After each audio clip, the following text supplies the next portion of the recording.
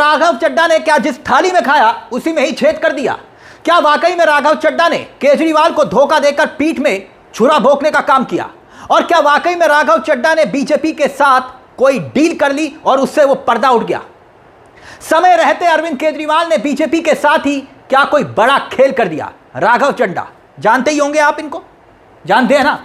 BJP इनके लिए बहुत परेशान है। जानते हैं क्यों? क्योंकि आम आदमी पार्टी ने अपने ही सांसद इन्हीं राघव चड्ढा का पहले डिमोशन किया और अब माइक ऑफ कर दिया। आप कहेंगे माजरा क्या है, क्यों बीजेपी परेशान है? यानी कि संसद में राघव चड्ढा को बोलने से एक तरह से रोक दिया गया है। इस पूरे मामले पर बीजेपी क्या कोई खेल कर रही थी, उस पर हम आए, मगर संजय सिंह हो, सौरभ भारद्वाज हो या फिर आतिशी, कैसे सामने आकर राघव चड्ढा को उनकी पूरी पोल खोल दी राघव चड्ढा की। तीनों के बयान एक एक करके हम आपको सुनाएंगे, मगर पहले जरा समझिए माजरा क्या है। आम आदमी पार्टी ने अपने राज्यसभा के सांसद राघव चड्ढा का डिमोशन कर दिया है। यह खबर आपको पता चली होगी। आम आदमी पार्टी ने किया क्या? राज्यसभा के उपनेता के पद से राघव चड्ढा को हटा दिया। जैसे ही यह खबर सामने आई तो राघव चड्ढा का जो खेमा है वो तो परेशान हुआ ही, लेकिन राघव चड्ढा के खेमे से ज्यादा बेचैन बीजेपी दिखाई दी। वैसे तो राज्यसभा का उपनेता होना भी एक बड़ी बात होती है किसी सांसद के लिए, अपनी पार्टी का उपनेता होना, लेकिन राघव चड्ढा को ना सिर्फ उस पद से हटा दिया गया है, बकायदा संसद में पार्टी ने बोला यह है कि किसी भी मुद्दे पर राघव चड्ढा को बोलने का मौका नहीं दिया जाए। मगर अब आप जानते हैं कि सारा का सारा खेल क्या है? सारा खेल पर्दा उठ गया राघव चड्ढा से खेल का। असल में हुआ क्या? राघव चड्ढा ने अपनी पार्टी को धोखा दे रहे थे। धोखा ये, अब मैं धोखे की शुरुआत करूं, अरविंद केजरीवाल और आम आदमी पार्टी का जो शीर्ष नेतृत्व था जेल में, उससे पहले भेजा गया। याद होगा आपको, संजय सिंह जेल गए, अरविंद केजरीवाल जेल गए, मनीष सिसोदिया जेल गए, और तब राघव चड्ढा ने सबसे पहला धोखा दिया, अपनी पार्टी से दूरी बना ली। घटना एक नहीं कई है। यह तो बात रही धोखे नंबर 1 की। केजरीवाल जेल गए, राघव चड्ढा 2 ट्वीट करते हैं, चुप हो जाते हैं। धोखा नंबर 2, केजरीवाल जेल से बाहर आए, लेकिन राघव चड्ढा ने कोई बयान नहीं दिया, ना पार्टी के नेताओं के साथ वो नजर आए। धोखा नंबर 3, फरवरी 2025 दिल्ली में चुनाव हुए, आम आदमी पार्टी की करारी हार हुई, पार्टी के नेता उदास थे, परेशान थे, और राघव ने परिणीति के साथ उनके भाई सिद्धार्थ चोपड़ा की शादी में चले गए। धोखा नंबर 4, दिल्ली शराब घोटाले में आम आदमी पार्टी के नेताओं को कोर्ट ने राहत दी, पार्टी ने जश्न मनाया, लेकिन राघव चड्ढा सोशल मीडिया पर एक शब्द तक नहीं लिखते। धोखा नंबर 5, वो ये कि जब संसद में बहुत से ऐसे मौके आए जब आम आदमी पार्टी ने स्टैंड लिया, और खास तौर पर जब ज्ञानेश कुमार, मुख्य चुनाव आयुक्त ज्ञानेश कुमार के खिलाफ अविश्वास प्रस्ताव लाया गया, टीएमसी की पहल पर यह प्रस्ताव लाया गया, तब आम आदमी पार्टी भी साथ में आई, सपोर्ट किया, विपक्ष के साथ खड़ी हुई, लेकिन राघव चड्ढा ने हस्ताक्षर तक नहीं किए। धोखा आगे ये कि विपक्ष ने विरोध जब जब किया, संसद के भीतर राघव चड्ढा ने पीठ दिखा दी। इतना ही नहीं, आम आदमी पार्टी ने जब जब संसद से वॉकआउट किया विपक्ष के साथ, तब राघव चड्ढा सांसदी का मजा लूट रहे थे। धोखा नंबर 6, राघव चड्ढा किसी भी आम आदमी पार्टी की प्रेस कॉन्फ्रेंस में या बड़े मौके पर या पार्टी के किसी भी कार्यक्रम में शामिल नहीं हो रहे थे, नहीं दिखाई दे रहे थे। एक बार कॉन्फिडेंस हो सकता है, 2 बार हो सकता है, 3 बार हो सकता है, लेकिन बार बार एक ही बात दोहराई जाती है तो यह एक पैटर्न होता है। यह पैटर्न था, यानी यह बात समझ में आ रही थी, सबको दिखाई दे रहा था कि राघव चड्ढा बीजेपी से अपनी करीबियां बढ़ा चुके हैं, और खबरें यह तक चल रही थी कि राघव चड्ढा को दरअसल बीजेपी ने ही प्लान करके रखा था। अरविंद केजरीवाल की पार्टी के अंदर अरविंद केजरीवाल की सारी खबरें पहुंचाने के लिए राघव चड्ढा को प्लान किया गया था। अब सुनिए संजय सिंह क्या कुछ कह रहे हैं इस पूरे मामले को लेकर। संजय सिंह वही नेता हैं जो सदन के भीतर सबसे ज्यादा आम आदमी पार्टी के चेहरे, आम आदमी पार्टी तो छोड़िए, विपक्ष के जितने भी बड़े चेहरे हैं उसमें सबसे ज्यादा आक्रामक संजय सिंह ही दिखाई देते हैं। सुनिए संजय सिंह अपने पुराने सहयोगी, पुराना मैं इसलिए कह रहा हूं क्योंकि लगभग राघव चड्ढा भाजपाई हो चुके हैं, यह तय माना जा रहा है, इसलिए संजय सिंह क्या कुछ कह रहे हैं सुनिए जरा, फिर सौरभ भारद्वाज क्या कह रहे हैं वो भी दिखाएंगे, सुनिए। जैन साथियों, राघव का एक वीडियो आया है मैं उसके संबंध में ये कहना चाहता हूं कि हम लोग अरविंद केजरीवाल के सच्चे सिपाही हैं और अरविंद केजरीवाल से एक ही बात सीखी है, निडरता, हिम्मत, साहस के साथ लड़ना और संघर्ष करना। लेकिन बड़े अफसोस के साथ ये कहना पड़ रहा है कि देश के तमाम मुद्दों पर जब सीईसी के खिलाफ प्रस्ताव आता है, आप साइन नहीं करते। पश्चिम बंगाल में लोगों के वोट के अधिकार छीने जा रहे हैं। दिल्ली में हम लोगों ने देखा किस तरीके से चुनाव आयोग का दुरुपयोग हुआ। पंजाब का मुद्दा होता है, उस वक्त आप खामोश रहते हो, नहीं बोलते हो। मोदी के खिलाफ आवाज नहीं निकालते हो। तमाम वो मुद्दे जो जनहित के हैं, देश से जुड़े हुए हैं, पार्टी से जुड़े हुए हैं, पार्टी के कार्यकर्ताओं से जुड़े हुए हैं। गुजरात में पार्टी के कार्यकर्ताओं को पीटा जाता है, मारा जाता है, उस पर नहीं बोलते। पंजाब के तमाम अधिकारों को छीनने का काम केंद्र सरकार और मोदी सरकार करती है, उस पर नहीं बोलते। तो ये बहुत सारे मुद्दों पर वॉकआउट करने का मामला आता है, उस समय वॉकआउट नहीं करते। तो ये तमाम चीजें हैं जिसका जवाब देश आपसे चाहता है, लोग आपसे चाहते हैं। जय हिंद। अब याद करिए अरविंद केजरीवाल ने राघव चड्ढा पर कितना भरोसा किया। एक वक्त ऐसा था, अरविंद केजरीवाल के सबसे करीबी चेहरों में से राघव चड्ढा एक हुआ करते थे। राघव चड्ढा को पंजाब में एक बहुत बड़ी जिम्मेदारी दी गई थी, लेकिन अब राघव चड्ढा धीरे धीरे उनके पर कतरे जा रहे हैं। अरविंद केजरीवाल के पास यह जानकारी पहुंच रही थी कि राघव चड्ढा पार्टी में कम और बीजेपी के नेताओं के साथ ज्यादा करीबी दिखाई दे रहे हैं, और उसके बाद फैसला लिया गया राघव चड्ढा को उपनेता के पद से हटाया जाए। लेकिन अब राघव चड्ढा ने संसद परिसर में खड़े होकर एक वीडियो बनाई। ये वाली वीडियो शायद हो सकता है आपने भी देखी हो। राघव चड्ढा इसमें यह बता रहे हैं कि आम आदमी पार्टी ने मेरी आवाज को बंद कर दिया। अब यह नहीं बता रहे कि आम आदमी पार्टी ने ही आवाज बुलंद करने के लिए संसद भेजा था। मतलब राघव चड्ढा विक्टिम कार्ड खेल रहे थे। मगर राघव चड्ढा ने यह नहीं बताया कि जिस व्यक्ति की मैंने उंगली पकड़कर राजनीति में एंट्री की, यानी अरविंद केजरीवाल की, जिसे मैंने अपना राजनीतिक गुरु माना, उस शख्स की गिरफ्तारी हुई और मैं लंदन भाग गया। यह नहीं बताया कि मैंने बहाना बनाया कि आंख का ऑपरेशन, क्योंकि तब उस वक्त आंख के ऑपरेशन की चर्चाएं भी खूब हुई। सोचिए दोस्तों, आपका सबसे करीबी व्यक्ति, पार्टी का सबसे बड़ा चेहरा, जिसने आम आदमी पार्टी में सबसे ज्यादा विश्वास आप पर किया, संगठन से लेकर राज्यसभा की कुर्सी तक दे दी उस शख्स को, उसने ठीक चुनाव से पहले जब उसी शख्स की ईडी के केस में गिरफ्तारी हो गई, तो यही राघव चड्ढा कहां थे?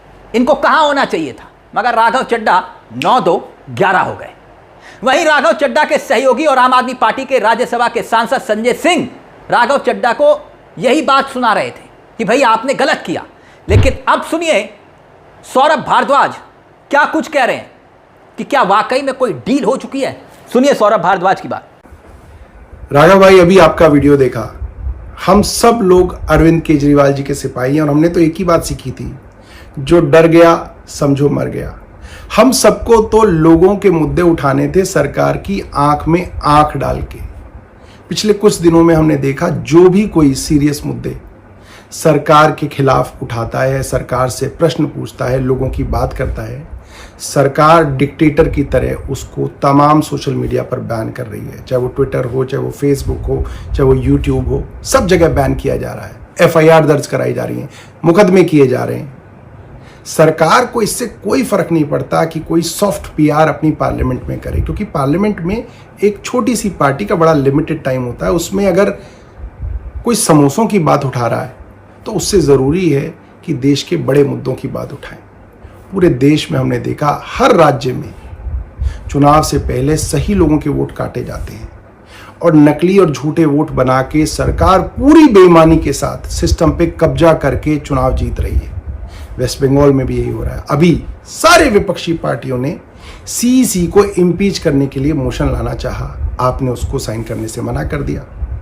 जब भी कोई मुद्दा हो जिसके ऊपर अपोजिशन वॉकआउट करती है, आप वॉकआउट नहीं करते हैं। पिछले कई अरसे से मैंने देखा, आपने कोई भी मुद्दा सदन में नहीं उठाया जिसमें आपने प्रधानमंत्री या भारतीय जनता पार्टी की सरकार से प्रश्न किया हो। ऐसे डर की राजनीति कैसे चलेगी? हम लोगों को पंजाब के मुद्दे उठाने, जहां से आप चुन के आते हैं, आप वो मुद्दे भी उठाने से घबराते हैं। अभी गुजरात में पार्टी के करीब 160 कार्यकर्ताओं को झूठे मुकदमों के अंदर उनके ऊपर एफआईआर दर्ज की गई, कईयों को गिरफ्तार किया गया, आप उस पर भी चुप रहे। तमाम नेता हमारे जेल में थे। अरविंद केजरीवाल जी को बतौर चीफ मिनिस्टर सरकार ने एक झूठे मुकदमे में गिरफ्तार कर लिया। आप उस समय भी जो है देश में नहीं थे, आप कहीं जाके छिप गए। मेरा मानना यह है कि देश के लिए असली मुद्दे हमें निडरता से और साहस से उठाने पड़ेंगे और भारतीय जनता पार्टी की आंख में आंख डाल के आपको मुद्दे उठाने पड़ेंगे। वरना देखिए, आपकी जो सॉफ्ट मुद्दे हैं उनसे उनको कोई फर्क नहीं पड़ता, बल्कि भारतीय जनता पार्टी तो कल से आपको सोशल मीडिया पे सपोर्ट कर रही है। आप इसके बारे में सोचिएगा और देखिएगा कि आप कहां से चले थे और कहां आ गए, और देश को किन चीज़ों की ज़रूरत है और आप कैसे बेहतर कर सकते हैं। धन्यवाद। वैसे पिछले कई दिनों से यह खबरें आ रही थी कि राघव चड्ढा कभी भी बीजेपी को ज्वाइन कर सकते हैं, बीजेपी का दामन थाम सकते हैं, आज नहीं तो कल, और यह लंबे समय से चल रहा था। पार्टी के कार्यक्रमों से राघव चड्ढा दूरी बना चुके थे। बहुत से लोग कह रहे हैं कि जब से उनकी परिणीता से शादी हुई, परिणीति चोपड़ा से, तब से लंदन में ही जनाब रह रहे थे। पार्टी से उन्होंने अपने आप को अलग थलग कर दिया था। लेकिन इससे ज़्यादा कुछ बड़ा गेम क्या प्लान हो रहा था? क्या वाकई में राघव चड्ढा को बीजेपी ने प्लान करके आम आदमी पार्टी में एंट्री दिलाने के बाद अपने व्यक्ति को रखा हुआ था? राघव चड्ढा कह रहे हैं कि मैंने तो भैया समोसे का मुद्दा उठाया, मैंने समोसे का मुद्दा उठाया संसद में, इसलिए ऐसा हुआ। मगर आम आदमी पार्टी याद दिला रही है कि आपको समोसे का मुद्दा उठाने के लिए संसद में नहीं भेजा था, आपको भेजा था देश के मुद्दों को उठाने के लिए। आप समोसे का मुद्दा उठा रहे हैं। सुनिए आतिशी क्या कुछ कह रही हैं, सुनिए जरा। आज मैं राज्यसभा सांसद राघव चड्ढा जी से कुछ सवाल पूछना चाहती हूँ। राघव जी, आप बीजेपी से इतना डरते क्यों? आप बीजेपी से सवाल उठाने से डरते क्यों हैं? आप मोदी जी से सवाल उठाने से डरते क्यों हैं? आज हमारा देश एक बहुत बड़े संकट से गुजर रहा है। आज हमारे देश के लोकतंत्र पर, आज हमारे देश के संविधान पर खतरा, आज हमारी आंखों के सामने इलेक्शन कमीशन का मिसयूज करके पश्चिम बंगाल का इलेक्शन चुराया जा रहा है, लेकिन आप उस पर सवाल नहीं उठा रहे, आप उस पर बोलने से डर रहे हैं। हम सबने देखा किस तरह से दिल्ली में गलत तरीके से वोट काटे गए, बीजेपी के कार्यकर्ताओं ने गलत तरीके से वोट बनाए और बीजेपी इलेक्शन चुरा के ले गए। और आज वेस्ट बंगाल में यही हो रहा है। आज इलेक्शन कमीशन का मिसयूज हो रहा है। लेकिन जब तृणमूल कांग्रेस और पूरी ऑपोजिशन इलेक्शन कमीशन के खिलाफ इंपीचमेंट मोशन लेकर आती है, तो आप उस पर साइन करने से मना कर देते हैं। आपने क्या एक बार भी संसद में पश्चिम बंगाल में हो रहे लोकतंत्र पर हमले पर सवाल उठाए, वोटर डिलीशन पर सवाल उठाए, गलत तरीके से बनते हुए वोट पर सवाल उठाए? क्यों नहीं उठाए? क्या बीजेपी से डर रहे हैं? क्या मोदी जी से डर रहे हैं? आज देश के सामने, देश के आम आदमी के सामने सबसे बड़ा संकट एलपीजी गैस सिलेंडर का है। आप तो बड़े आदमी हैं, राज्यसभा के सांसद हैं, हो सकता है आपको दिक्कत ना आती, लेकिन एक आम परिवार, एक छोटे से मकान में रहने वाला, एक कच्ची कॉलोनी में रहने वाला एक गैस सिलेंडर के कनेक्शन के परिवार को आज अपने बच्चों के लिए खाना बनाने में दिक्कत हुई। पिता सोच रहे हैं मैं काम पर जाऊं, दिहाड़ी लेकर आऊं, या लंबी लंबी लाइनों में खड़ा होकर गैस का सिलेंडर लेके आऊं कि कल मेरे बच्चों के लिए लंच बन सके।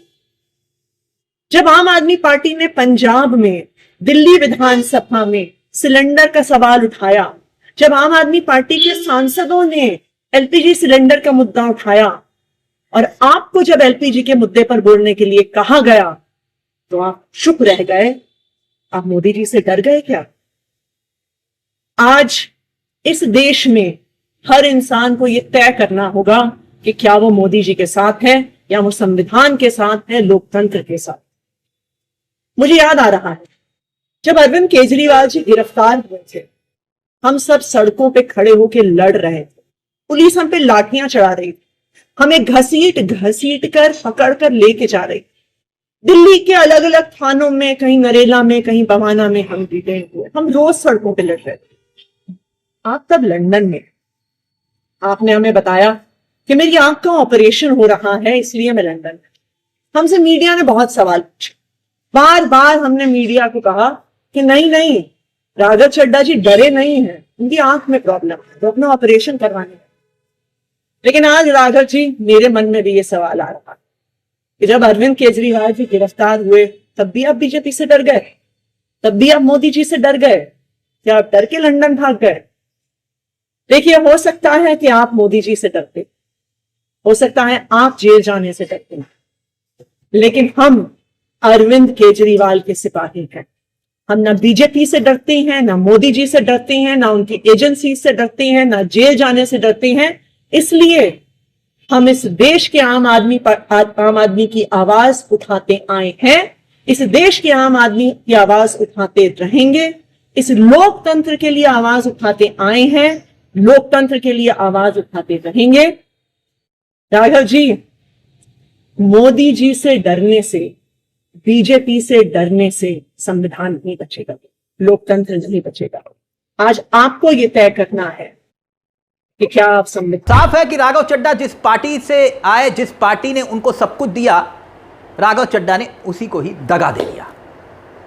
कोई स्टैंड ऐसा नहीं लिया जिसमें दिखाई दे कि वाकई में वो आम आदमी पार्टी के ही चेहरे हैं।